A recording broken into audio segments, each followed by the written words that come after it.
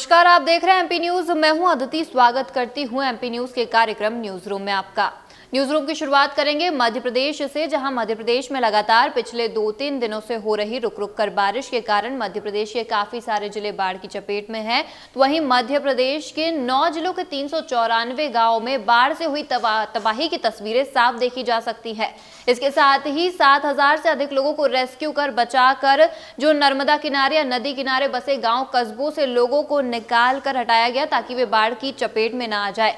नर्मदा नदी इस वक्त अपने भयानक रौद्र रूप में बह रही है, जिसकी वजह है इंदिरा सागर और ओमकारेश्वर बांध के गेट खोले जाना, जिस वजह से इस वक्त नर्मदा नदी भयानक रौद्र रूप में बह रही है। नर्मदा नदी मोरटक्का पुल और नर्मदा नगर भोपाल मार्ग पुल के ऊपर से बह रही है। इस वक्त नर्मदा नदी खतरे के निशान से लगभग 20 फीट ऊपर से बह रही है। लगातार देखा जा रहा है कि काफी सारे लोग, काफी सारे राज्य और काफी सारे इलाके बाढ़ की चपेट में आ चुके हैं। इसके साथ ही देखा जाए, अगर बात करें पिछले 14 सालों की, तो पिछले 14 सालों में इस साल की तुलना करें तो इस वर्ष अगस्त में सर्वाधिक बारिश देखी गई है। इसके साथ ही 44 साल में, पिछले 44 साल में इस साल 25% अधिक बारिश देखी गई है। बात करें अगर इंदौर की, तो इंदौर में कल शनिवार रात हुई और रविवार सुबह हुई बारिश को मिलाकर कुल अब तक 35 इंच बारिश दर्ज की जा चुकी है। इंदौर के कई सारे इलाकों में जलभराव की स्थिति देखी गई और रात भर कई इलाकों की बिजली भी गुल रही, जिसकी वजह से काफी सारे लोग परेशान होते रहे। बारिश को लेकर अगर देश पर नजर डाले तो देश के काफी सारे राज्य बाढ़ की चपेट में है, तो वहीं सबसे ज्यादा सिक्किम में अत्यधिक बारिश देखी जा रही है। इसके साथ ही साथ काफी सारे राज्य गोवा, गुजरात, आंध्र प्रदेश, बिहार, तेलंगाना, तमिलनाडु आदि ये राज्य हैं जो बाढ़ की चपेट में शामिल है। इसके साथ ही काफी सारी नदियां, देश की नदियां भी उफान पर हैं, जिसमें नर्मदा, गंगा, गोदावरी और पूर्वोत्तर से बहने वाली नदियां शामिल हैं। देश में पिछले सामान्य बारिश को अगर देखा जाए तो सामान्य बारिश से देश में अब तक लगभग 9% अधिक बारिश दर्ज की जा चुकी है। अगली खबर है देश की सरहद से, जहां कश्मीर में लगातार देखा जा रहा है कि आतंकवादी हमला कर रहे हैं, तो वहीं कश्मीर में लगातार आतंकवादियों पर सुरक्षा बलों का प्रहार जारी है। पुलवामा मुठभेड़ में सुरक्षा जवानों द्वारा, सुरक्षा बलों द्वारा 3 आतंकवादियों को मार गिराया गया, लेकिन इसी बीच एक जवान भी देश को खोना पड़ा और एक जवान घायल हो गया। वैसे बलिदानी सैन्यकर्मी की पहचान उत्तर प्रदेश के मुजफ्फरनगर निवासी प्रशांत शर्मा के रूप में हुई है। वैसे आपको बता दें कि इससे पहले पिछले 24 घंटों में हुए 2 मुठभेड़ में सुरक्षा बलों द्वारा 7 आतंकवादियों को मार गिराया गया है। इससे पहले शुक्रवार को ही मुठभेड़ में सुरक्षा बलों जवानों द्वारा 4 आतंकवादियों को मार गिराया गया था। आपको बता दें कि पुलिस के अनुसार, जिस हिसाब से पुलिस ने बताया कि शुक्रवार की रात मध्य रात्रि 1 बजे पुलिस ने 50 आरआर और सीआरपीएफ जवानों के साथ अभियान की शुरुआत की थी। पुलिस को उनके खुफिया तंत्रों से ये सूचना मिली थी कि गांव में आतंकी छुपे बैठे हैं, लेकिन आतंकियों को जैसे ही पुलिस और सुरक्षा बलों की भनक लगी, वे वहां पे फायरिंग कर भागने का प्रयास करने लगे और इसी फायरिंग और इसी मुठभेड़ में एक और जवान घायल हो गया। अगली खबर है कोरोना संक्रमण को लेकर। लगातार जिस हिसाब से कोरोना पूरे देश में पैर पसारता जा रहा है, जिस हिसाब से लगातार नए नए मरीज सामने आ रहे हैं और रिकॉर्ड तोड़ मरीज सामने आ रहे हैं। अगर बात करें पिछले 24 घंटों की, पिछले 24 घंटे में नजर डाली जाए तो भारत ने पूरी दुनिया का रिकॉर्ड तोड़ दिया है। जी हाँ, सबसे अधिक कोरोना संक्रमित देश की लिस्ट देखी जाए, जिसमें अमेरिका और ब्राजील शामिल है, तो भारत ने उस रिकॉर्ड को भी तोड़ दिया है। पिछले 24 घंटे में लगभग 78,751 नए कोरोना पॉजिटिव मरीज सामने आए हैं, जिन्हें मिलाकर अब कुल देश भर में अब तक कुल मरीजों की संख्या 35 लाख को पार कर गई है।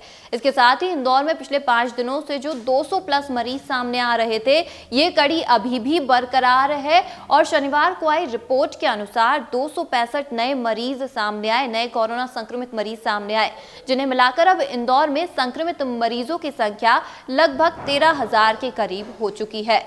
बात करें अगर मौतों के आंकड़ों की, तो पिछले 24 घंटे में पूरे देश भर में 63,000 लोगों की मौत हो चुकी है कोरोना संक्रमण से। स्वस्थ आंकड़ों पर नजर डालें तो 66,000 से अधिक लोग पिछले 24 घंटे में कोरोना संक्रमण से मुक्त होकर, स्वस्थ होकर अपने घरों को लौट चुके हैं। इसी को मिलाकर अब तक कुल देश भर में 27 लाख से अधिक लोग कोरोना संक्रमण से स्वस्थ होकर अपने घरों को लौटे हैं।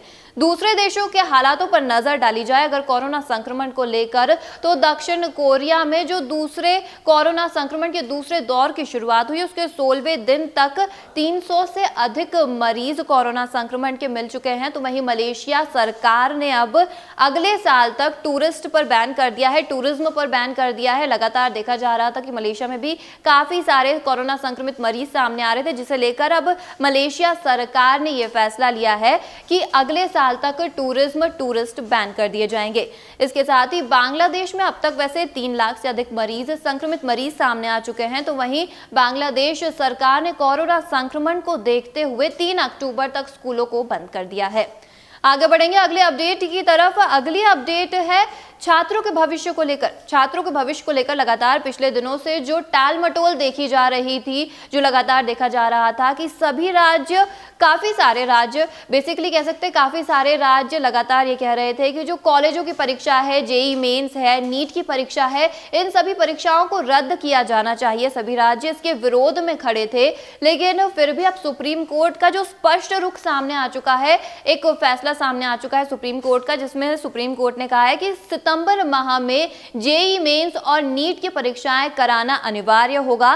सभी राज्यों को इसकी तैयारियां करनी चाहिए, जिसको लेकर अब सभी राज्यों के जो तेवर हैं इसके विरोध को लेकर, परीक्षाओं के विरोध को लेकर अब ढीले पड़ते हुए नजर आ रहे हैं और सभी राज्य अब धीरे धीरे परीक्षाओं की तैयारियों की तरफ अपना रुख मोड़ रहे हैं।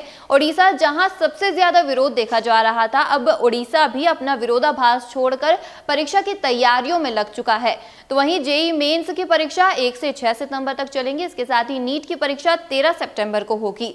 वैसे देखा जाए जिन छात्रों ने जेईई मेंस के लिए अप्लाई किया था उनकी संख्या 8.5 लाख है और जैसे ही सुप्रीम कोर्ट का ये फैसला सामने आया कि अब परीक्षाएं होंगी और 1 से 6 सितंबर तक होंगी, तो लगभग 8 लाख छात्रों ने अपना प्रवेश पत्र डाउनलोड कर लिया है। तो वहीं नीट में ये जो छात्रों की संख्या है जिन्होंने नीट के लिए अप्लाई किया था, उनकी संख्या 15 लाख है और प्रवेश पत्र डाउनलोड करने वाले छात्रों की संख्या लगभग 12 लाख है। वैसे 63% जो अभ्यर्थी है वो भी यही चाहते हैं कि जल्द से जल्द परीक्षा हो जाए। अभिभावक और पालक भी यही चाहते हैं कि बच्चों की परीक्षा ऑन टाइम पर हो, बिल्कुल सितंबर माह में ही हो जाए। इसके साथ ही जब से ये सुप्रीम कोर्ट का फैसला आया है, इसके बाद से शिक्षा मंत्रालय और नेशनल टेस्टिंग एजेंसी लगातार सभी राज्यों पर नजर बनाए हुए है, ताकि कोई भी इस फैसले के बाद कोई विरोधाभास या ऐसी कोई स्थिति निर्मित ना हो, सभी जगह सामान्य स्थिति बनी रहे। फिलहाल इस न्यूज रूम में इतना ही। ताजा अपडेट्स के लिए बने रहिए एमपी न्यूज के साथ। नमस्कार। एमपी की नब्ज, एमपी का हाल, मध्य प्रदेश की हर खबर एमपी न्यूज टीवी के साथ। लगातार खबरों के लिए सब्सक्राइब करें हमारा YouTube channel MP news TV. Latest updates के लिए बेल आइकन दबाना जरा भी न भूलें।